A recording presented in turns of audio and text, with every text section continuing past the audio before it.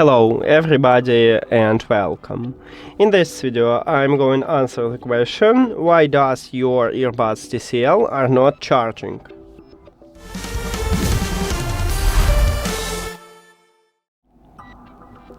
So, on the front side, on your earbuds, right here we have three dots at the left and right earbuds.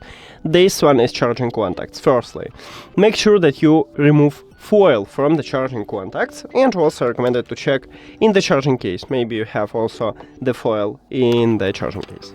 So remove it. After that, I recommended to clean them. You can use isopropyl alcohol. If you have isopropyl alcohol, you can apply it at the charging contacts and then clean it with a brush or toothbrush. By the way, at this channel we have video how to clean these earbuds, so if you don't know how, you can check that video.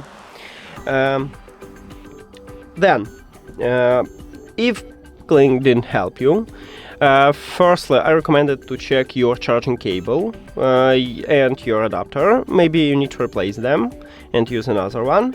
And also check USB-C port at the bottom of the charging case. Right here we have USB-C port. Check is everything okay with this port. And that's it.